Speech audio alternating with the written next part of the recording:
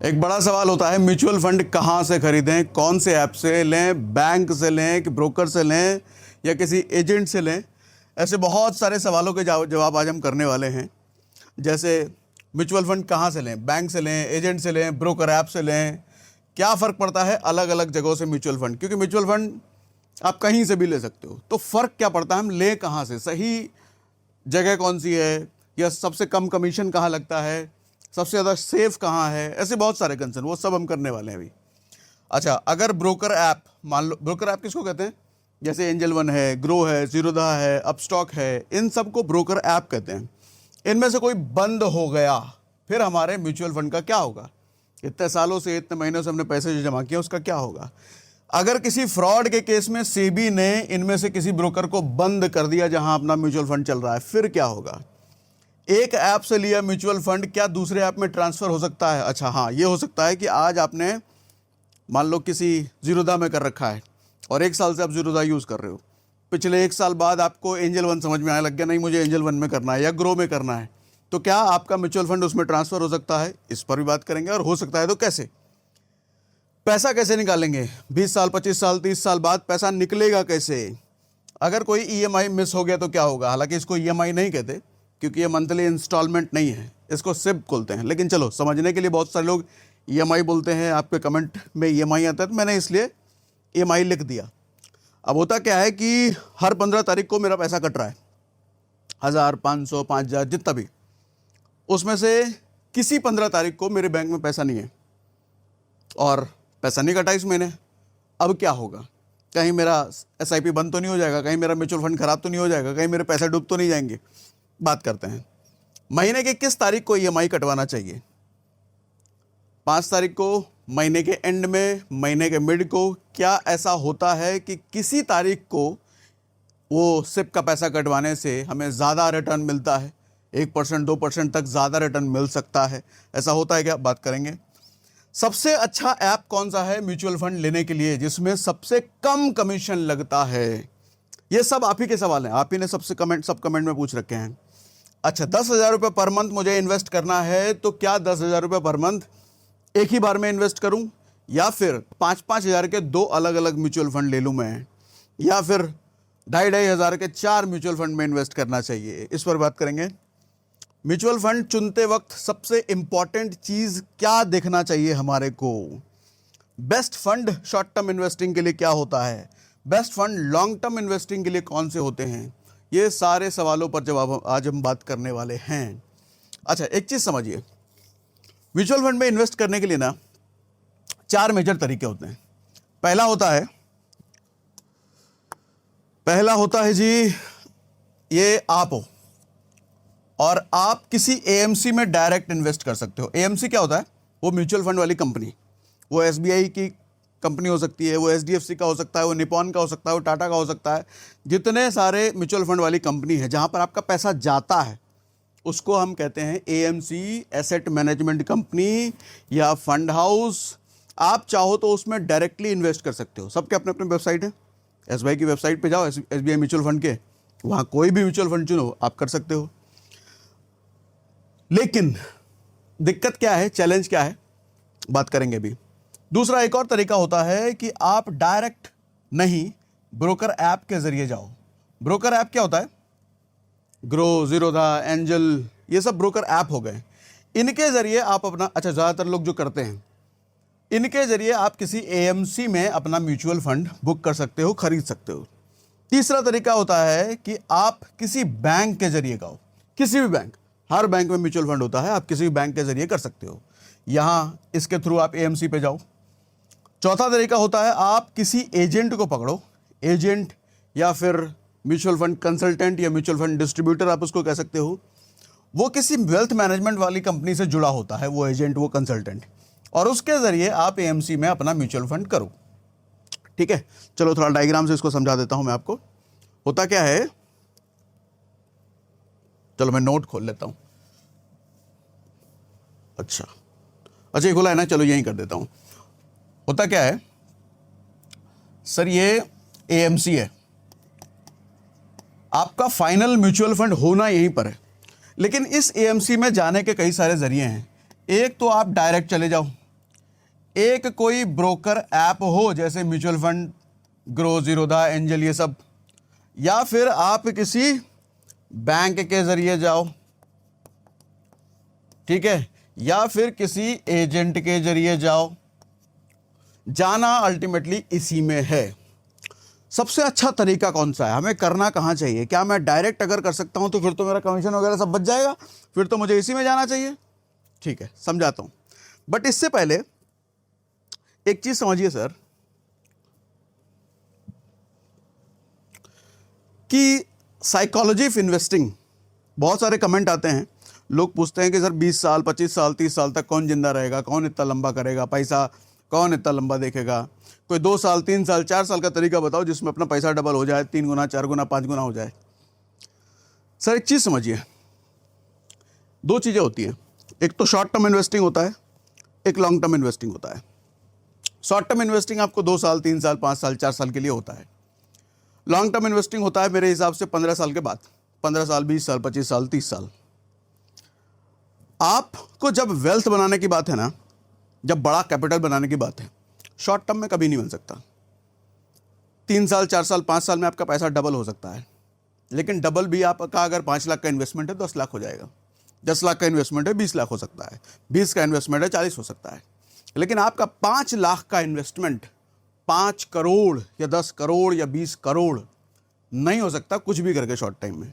इसके लिए समय देना पड़ेगा, इसके लिए कंपाउंडिंग का इस्तेमाल होगा, और कंपाउंडिंग समय मांगता है, एक बड़ा हॉरिजन मांगता है, कम से कम 20 साल 25 साल 30 साल। देखिए, इन्वेस्टिंग का पर्पस अपने रोज के खर्चे पूरे करना कभी नहीं होता है। इन्वेस्टिंग का पर्पस होता है लॉन्ग टर्म में, जब कल को हो सकता है पैसे की दिक्कत आए या पैसे की बड़ी ज़रूरत आए किसी पर्पस को पूरा करने के लिए, उस वक्त वो बड़ा वेल्थ आपके काम आए। इसलिए मैं आपको सजेस्ट करूंगा, इन्वेस्टिंग की आदत बना लो, अपनी लाइफस्टाइल में इसको ऐड कर लो।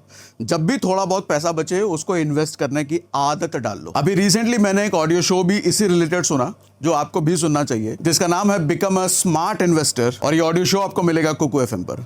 कुकू एफएम इंडिया का लीडिंग ऑडियो शो प्लेटफॉर्म है, जहां 2.5 मिलियन से ज्यादा पेड सब्सक्राइबर्स हैं। अब तक बहुत सारे लोग कुकू एफएम पर अपनी पसंद की ऑडियो बुक सुन भी चुके हैं और बहुत सारा नॉलेज गेन भी कर चुके हैं। लेकिन अभी तक अगर आपने कुकू एफएम पर ऑडियो शोज नहीं सुने, तो कुकू एफएम आपको दे रहा है 7 दिन का फ्री ट्रायल। इस 7 दिन के दौरान पूरे प्लेटफॉर्म पर आप कोई भी ऑडियो शो सुन सकते हो, बिल्कुल फ्री, जिसमें 5000 शोज शामिल हैं। तो अभी इस सुविधा का फायदा उठाइए और अपने परिवार और अपने दोस्तों को भी बताइए। लेकिन याद रखें, 7 दिन बाद सब्सक्रिप्शन स्टार्ट हो जाएगा। ऐप डाउनलोड करने का लिंक हमने डिस्क्रिप्शन और पिन कमेंट में दे दिया है। तो अभी सुने बिकम अ स्मार्ट इन्वेस्टर। तो अब हम आते हैं बैक टू द टॉपिक। तो हम बात कर रहे थे 4 तरीकों का। अब जरा ध्यान से डिफरेंस समझिए सर, क्या क्या होता है, क्योंकि म्यूचुअल फंड कुछ महीनों या कुछ सालों के लिए नहीं, बड़े ज्यादा सालों के लिए कर रहे हो, तो डिफरेंस समझना जरूरी है। कहां से करें सर? अगर आप डायरेक्ट एएमसी में करते हो, कहां गया ये, हाँ, अगर आप डायरेक्ट एएमसी में करते हो, म्यूचुअल फंड वाली कंपनी, तो आपको किसी तरह का कंसल्टेशन नहीं मिलता। कुछ पूछना है, कुछ समझ नहीं आ रहा, मैंने सही फंड में किया कि नहीं किया, फंड बंद कर दूं, दूसरे फंड में चला जाऊं क्या, ऐसा पूछने का आपको कोई अवसर नहीं है। आप ज़्यादा से ज़्यादा कस्टमर केयर से बात कर सकते हो, लेकिन कस्टमर केयर आपको इन सब चीज़ों में हेल्प नहीं करता है। एक्सपेंस रेशियो ज़्यादा होता है कंपेरेटिवली।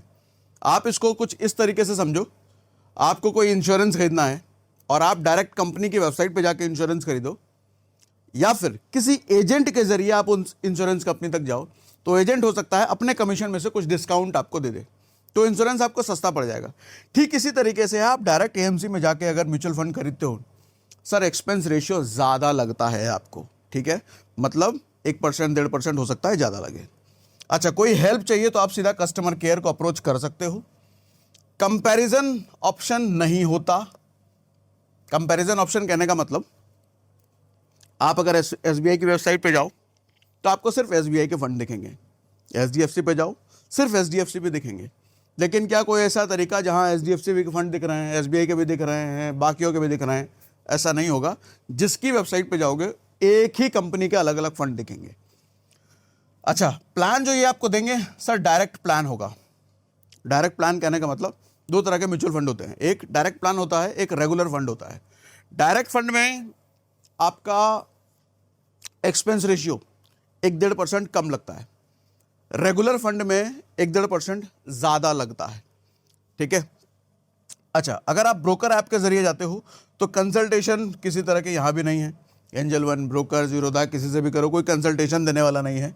एक्सपेंस रेशियो कंपैरेटिवली कम होता है इसमें, क्योंकि ये बड़े ब्रोकर ऐप होते हैं।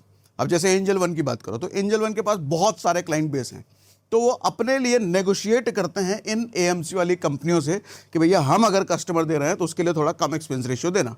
तो आपका एक्सपेंस रेशियो कंपैरेटिवली कम पड़ जाता है यहाँ पर। कोई हेल्प चाहिए तो कस्टमर केयर इनके भी होते हैं।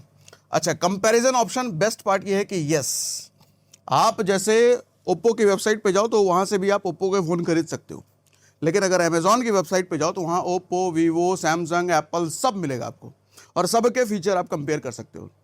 डायरेक्ट एएमसी की वेबसाइट पे जाओ तो ये ऑप्शन आपको नहीं मिलता, लेकिन ब्रोकर ऐप पे जाओ तो ये अच्छा ऑप्शन आपको मिलता है। आप देख सकते हो कौन फंड 30% दे रहा है, कौन 32, कौन 33, कौन 20% में ठप है। तो बेस्ट फंड आप वहाँ से चुन सकते हो ब्रोकर ऐप से। ठीक है, यहाँ भी आपको डायरेक्ट वाला प्लान ही मिलता है जिसमें एक्सपेंस रेशियो कंपेरेटिवली कम होता है। अच्छा, आप बैंक से भी ले सकते हो, किसी भी बैंक में जाओ आप वहाँ ले सकते हो, लेकिन ज़्यादातर बैंक क्या होता है वो भी अपने वाले ही बेचेंगे। एचडीएफसी में जाओगे तो वो शायद आपको एचडीएफसी के फंड रिकमेंड करें, एसबीआई में जाओ तो एसबीआई के ही फंड रिकमेंड करें, लेकिन कुछ बैंक ऐसे भी होंगे जो मल्टीपल फंड आपको रिकमेंड करेंगे। लेकिन दिक्कत ये हो जाता है सर कि यहाँ पे ज़्यादा एक्सपेंस रेशियो वाला प्लान या कम एक्सपेंस रेशियो वाला प्लान आपको रिकमेंड कर सकते हैं। डिपेंड्स कि जिस बैंकर से आप मिल रहे हो उसकी मंशा क्या है। वो अलग अलग एएमसी से जुड़ा है, एक ही एएमसी से जुड़ा है, पता नहीं वो किस तरह का है। तो अगर वो अलग अलग जुड़ा है तो अलग अलग आपको प्लान दे सकता है, लेकिन अगर वो एक ही से बैंक का ऑफिशियल है तो आपको उसी बैंक के देगा। तो यहाँ पर देखने वाली बात है। अच्छा, हेल्प अगर बैंकर चाहे तो आपको जब भी कोई हेल्प की ज़रूरत पड़े, कुछ पूछना पड़े, पूछने उसने की ज़रूरत हो, अगर अच्छा बैंकर है, रिलेशन आपके अच्छे बने हैं, उसकी नीयत अच्छी है, तो हो सकता है टाइम टाइम पे आपकी मदद करता रहे, समझाता रहे। लेकिन नहीं तो उसकी मर्जी है, कोई थोपने वाला तो है नहीं। अब जैसे सरकारी बैंकों में आप जाओ, एसबीआई बैंक में चले जाओ तो किसी भी टाइम उनका लंच टाइम ही चलता रहता है। 10 बजे भी लंच टाइम चल रहा है, 4 बजे भी लंच टाइम चल रहा है। ऐसा मीम वगैरह काफ़ी बने हैं, उसके बेस पे मैं बात कर रहा हूँ। कंपैरिजन ऑप्शन नहीं मिलेगा। ठीक है, प्लान ये रेगुलर भी दे सकते हैं, आपको डायरेक्ट भी दे सकते हैं। अगर आपको किसी बैंक से ही लेना है कि नहीं मुझे तो भैया बैंक से ही लेना है, मेरा जिद है, मुझे बैंक से ही लूँगा और मैं कहीं से लूँगा ही नहीं लूँगा, तो उनको बोलना डायरेक्ट वाला प्लान दे। रेगुलर वाले प्लान में क्या फ़र्क होता है सर डायरेक्ट और प्लान में, डायरेक्ट और रेगुलर में? रेगुलर जो होता है ना, अच्छा अभी अगली लाइन में बता देता हूँ ये वाला। नेक्स्ट होता है सर किसी एजेंट के जरिए ले लो। एजेंट कहने से अच्छा मैं इनको कंसल्टेंट कहूँगा, क्योंकि ये कंसल्टेंट का ही काम करते हैं, सिर्फ एजेंट नहीं होते। ये आपको म्यूचुअल फंड की इन्फॉर्मेशन भी देते हैं, सिखाते भी हैं, बताते भी हैं। अच्छा, यहाँ पे सबसे अच्छी चीज़ ये है कि कंसल्टेशन आपको मिल जाता है। आप पूछ सकते हो इनसे समय समय पर अपनी क्वेरीज अपने, लेकिन ये भी डिपेंड करता है कि वो एजेंट या कंसल्टेंट है कैसा। अगर उसका मूड ख़राब है, वो आपसे नाराज़ है, बीवी से मार खा के आया है, तो उसकी मर्जी है, वो मना कर दे, वो नहीं बताएगा, आप कुछ नहीं कर सकते उसका। तो अच्छा कंसल्टेंट अगर आपके संपर्क में है तो ये भी एक अच्छा ऑप्शन है, लेकिन ध्यान रखना इसके लिए 1 से 2% एक्सपेंस रेशियो आपका बढ़ जाता है, क्योंकि ये एजेंट या कंसल्टेंट आपको रेगुलर प्लान ही बेचेंगे। क्योंकि होता क्या है, ये जिस वेल्थ मैनेजमेंट वाली कंपनी से जुड़े होते हैं वो रेगुलर प्लान बेचते हैं एजेंट के जरिए। अच्छा, अब एजेंट या कंसल्टेंट जो भी कहो, सर ये अलग से मेहनत कर रहा है तो इसको नहीं चाहिए क्या पैसा? इसको भी तो कमीशन चाहिए, इसको कमीशन कौन देगा? हमारे वाले पैसे से तो जाएगा। तो इसीलिए हमारा एक्सपेंस रेशियो इसमें बढ़ता है, ताकि वो पैसा थोड़ा इनको भी मिल सके। बदले में इनका काम है कंसल्टेशन देना, हेल्प करना, बताना। अगर ये चाहें तो, नहीं चाहें तो नहीं भी बता सकते हैं, इनका कुछ आप कर नहीं सकते। ठीक है, अच्छा हेल्प, कोई दिक्कत हो, कोई हेल्प चाहिए तो कंसल्टेंट आपकी हेल्प कर सकता है। फंड से पैसा निकालना है, फंड काम नहीं कर रहा, कुछ दिक्कत आ गई या किसी तरह का, अगर कंसल्टेंट चाहे तो वही आपकी हेल्प कर सकता है, आपको कस्टमर केयर में जाने की ज़रूरत नहीं पड़ती। कंपैरिजन ऑप्शन, अगर कंसल्टेंट चाहे तो वो आपको दिखा सकता है, कंपेयर कर सकता है। अगर उसके मदद करने की नियति है तो वो करा सकता है, लेकिन नहीं है तो नहीं भी हो सकता है। प्लान आपको यहाँ सिर्फ रेगुलर मिलेगा, क्योंकि डायरेक्ट देंगे तो इनका नुकसान है। डायरेक्ट प्लान आपको ये नहीं देंगे, क्योंकि डायरेक्ट प्लान देंगे तो इनका कमीशन कट जाएगा भैया, इनका कमीशन सिर्फ रेगुलर में ही है। ठीक है, तो ये मेजर डिफरेंस है आपको कहाँ से लेना चाहिए। अब आप अपना अपना कंफर्ट लेवल देख लो कि कहाँ से आपको लेना चाहिए। कुछ सवाल अगर मन में आ रहा है तो कमेंट बॉक्स में लिख दीजिए। जैसे आज मैं सवालों का पिटारा लेके आया हूँ, आगे भी किसी दिन सवालों का पिटारा लाएंगे तो आपके वाले सवाल पिक कर लेंगे उसमें। ठीक है, आगे क्या हो गया? हाँ, अगला क्या है? हाँ, अगला है भैया ये। अच्छा, आप पूछोगे कौन सा ब्रोकर ऐप सही रहेगा? मुझे ब्रोकर ऐप से करना है क्योंकि मेरे को सस्ता पड़ रहा है। एक ब्रोकर ऐप में मुझे सारे म्यूचुअल फंड कंपेयर करने को मिल जा रहे हैं और सब कुछ मेरे मोबाइल फ़ोन पर है। मैं कभी भी बटन दबा के निकाल सकता हूं, बटन दबा के कोई भी सिप शुरू कर सकता हूं, कोई भी फंड चुन सकता हूं, सब कुछ मेरे मोबाइल फ़ोन पर है। तो मेरा तो ब्रोकर ऐप के जरिए जाना ही मुझे अच्छा लग रहा है। अगर ऐसा है तो मैं 10 ब्रोकर ऐप का यहाँ पर नाम लिया है। अच्छा, किस हिसाब से 10 लिखे हैं सर? सबसे एक नंबर पे मैंने यहाँ पे ग्रो लिखा है। एक नंबर पे इसलिए लिखा है क्योंकि एक्टिव क्लाइंट्स इनके बहुत ज़्यादा हैं। कितना है? 91,85,000 इनके एक्टिव क्लाइंट्स हैं। दूसरे नंबर पे ज़ीरोधा 72 लाख कुछ इनके एक्टिव क्लाइंट्स हैं। तीसरे नंबर पे एंजल वन 59 लाख कुछ एक्टिव क्लाइंट्स हैं। एक्टिव क्लाइंट्स मतलब एक तो होता है कि ऐप डाउनलोड कर रखा है 1000 लोगों ने ऐप डाउनलोड कर रखा है लेकिन कहीं पैसा उसे कुछ नहीं लगा है। लेकिन उसमें से 200 ऐसे लोग हैं जिन्होंने म्यूचुअल फंड या कोई डीमैट अकाउंट या कोई शेयर खरीद रखा है, तो उसको बोलते हैं एक्टिव। तो एक्टिव क्लाइंट इतने हैं। अच्छा, इसी को मैं ग्राफ वाइज अगर दिखाऊं तो ग्रो में इतने, ज़ीरोधा में इतने, एंजल वन में इतने, बाकी अपस्टॉक में इतने और बाकी सब तो छोटे मोटे लेवल पर ही। तो मेजरली अगर देखा जाए तो इंडिया के 3 बड़े ब्रोकर ग्रो, ज़ीरोधा और एंजल वन है। आपकी मर्जी, आपको जहां श्रद्धा है वहां आप कर सकते हो। एंजल वन से अगर करना हो तो एंजल वन का डिस्क्रिप्शन में हमने लिंक दे दिया है। ठीक है, तो ये समझ में आता है। अगला, हाँ, अब सवाल वापस से आते हैं जो हमने शुरुआती स्लाइड में लिखे थे। सर सवाल क्या था? म्यूचुअल फंड कहाँ से लें? बैंक से, एजेंट से, ब्रोकर ऐप से। तो अब आपको क्लैरिटी मिल गई होगी आपको कहाँ से लेना चाहिए। क्या फ़र्क पड़ता है अलग अलग जगह से म्यूचुअल फंड लेने में, ये भी आपको समझ में आ गया होगा कि क्या फ़र्क पड़ता है। अगर broker app angel one, grow, Upstox, Zerodha बंद हो जाए तो, हाँ ये सवाल है। मैं ऐप से कर तो रहा हूँ, मैं एंजल वन से कर तो रहा हूँ, या ग्रो, ज़ीरोधा से कर तो रहा हूँ, ऐप ही बंद हो गया तो, या कल को ऐप पर कोई केस हो गया, कोई फ्रॉड हो गया, होते रहते हैं। सेबी कल को कुछ लगा दे एलिगेशन और बोले कल से तुम्हारा दुकान बंद हो सकता है।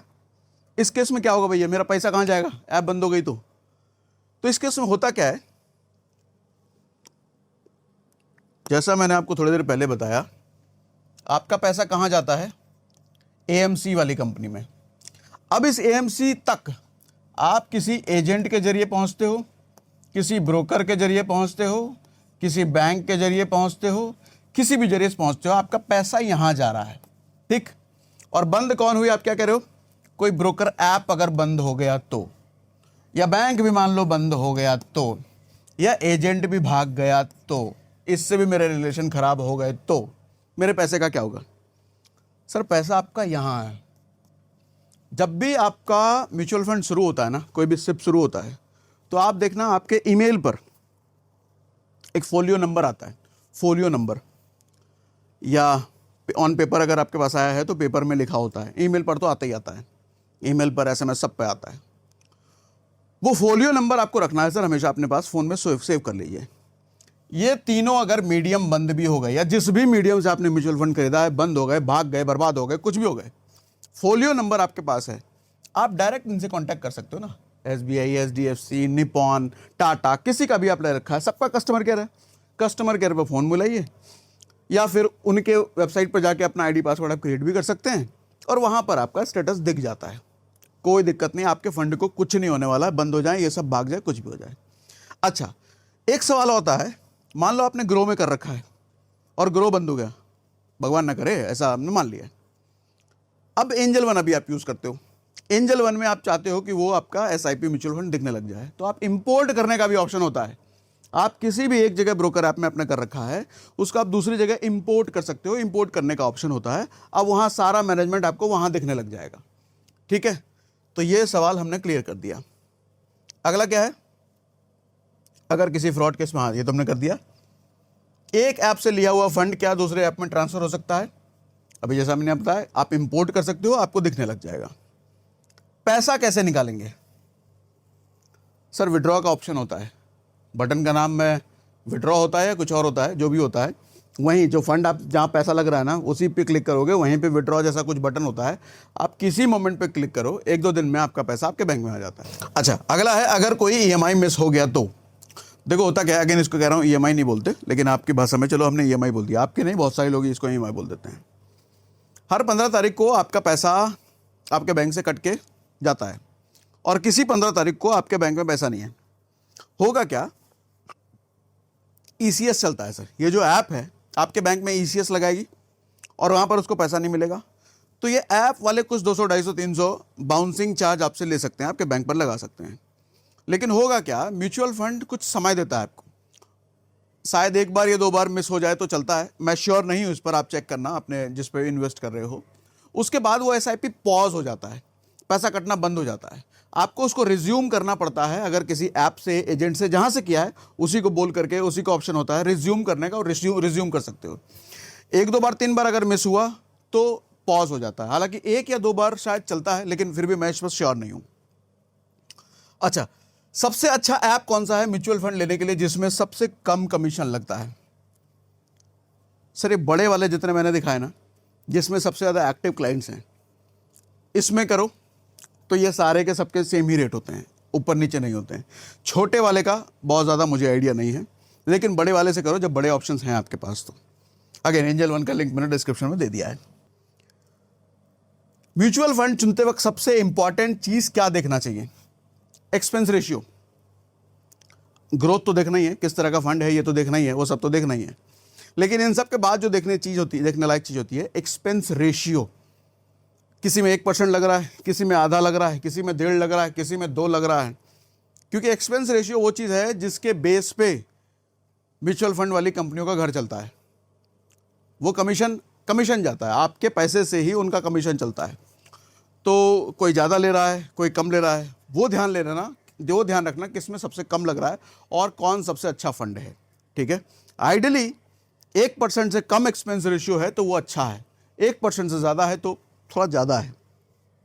अगला, best fund short term investing और best fund for long term investing. आगे बताता हूँ इसको। बेस्ट शॉर्ट टर्म फंड और लॉन्ग टर्म फंड। देखिए, जब आपको शॉर्ट टर्म इन्वेस्टमेंट करना हो ना तो एक्सपेक्टेशन ये होती है कि आपको ज़्यादा ग्रोथ चाहिए, है ना, तभी थोड़ा रिकवर हो पाएगा 3 साल, 5 साल, 6 साल के लिए। तो अगर आपको शॉर्ट टर्म में करना है तो मैं लॉन्ग टर्म मैं आपको रिकमेंड करूंगा स्मॉल कैप में। इक्विटी कोई भी स्मॉल कैप चुन लो, किसी भी कंपनी का चुन लो, स्मॉल कैप फंड में इन्वेस्ट कीजिए। कि स्मॉल कैप क्या होता है? छोटी छोटी कंपनियों में इन्वेस्टमेंट। ये आपको कम समय में ज़्यादा ग्रोथ दे सकते हैं, हालांकि ज़्यादा रिस्की भी हैं, लेकिन ज़्यादा ग्रोथ कम समय में आपको ये दे सकते हैं। और ऊपर से फंड मैनेजर्स एक्सपर्ट्स होते हैं, एक्सपेंस रेशियो इसी बात का तो वो लेते हैं आपसे। तो आपको शॉर्ट टर्म के लिए अगर करना है, शॉर्ट टर्म की डेफिनेशन मेरी लेस देन 10 ईयर्स, चाहे 2 साल, 3 साल, 5 साल, 10 साल से अगर कम है तो आपको स्मॉल कैप फंड्स में इन्वेस्ट करो, शॉर्ट टर्म में अच्छा ग्रोथ दे जाएंगे। लेकिन लॉन्ग टर्म 20 साल से ऊपर तो मैं कहूँगा किसी लार्ज कैप, वो भी इक्विटी में ही जाना, स्टॉक मार्केट में जो आपका पैसा लगता है, लार्ज कैप में जाइए। जो टॉप की 50 कंपनियां हैं उनसे रिलेटेड जो फंड हैं, और कोई फंड ना समझ में आए तो इंडेक्स फंड चुन लेना, क्योंकि इंडेक्स फंड टॉप के 50 कंपनियां होती है। लॉन्ग टर्म में मैं कहता हूँ आपके पैसे पर रिस्क कम से कम होना चाहिए, रिटर्न थोड़ा कम भी हो चलेगा, लेकिन रिस्क कम होना चाहिए। तो ये जो लार्ज कैप फंड्स होते हैं इसमें रिस्क कम होता है, और लॉन्ग टर्म में इनकी ग्रोथ 15%, 16%, 14% के आसपास होता है। ये शॉर्ट टर्म में आपको 20%, 30%, 40% भी देंगे, जैसा पिछले वीडियो में भी, SBI वाला वीडियो, उसमें भी हमने बात करा था। ये 40% भी आपको दे देंगे, लेकिन ये इतना नहीं देंगे। तो लॉन्ग टर्म में मैं कहूँगा लार्ज कैप पे सुनिए, वहाँ पे रिस्क कम चाहिए आपको, आपके फंड की सेफ्टी चाहिए। और यहाँ छोटा टाइम इंटरवल है तो चलो रिस्क थोड़ा चलता है, लेकिन ग्रोथ आपको ज़्यादा चाहिए। ठीक है, तो ये मोटा मोटी आज के सारे म्यूचुअल फंड से रिलेटेड मैंने आपको सवाल क्लियर कर दिए। अभी भी कोई सवाल बचता है तो कमेंट बॉक्स में हमें लिख के बताइए। कुकू FM डाउनलोड करने का लिंक हमने डिस्क्रिप्शन में और पिन कमेंट में दे रखा है। आगे कोई ऐसा सेशन करेंगे तो आपके सवाल हम उसमें पिक कर लेंगे।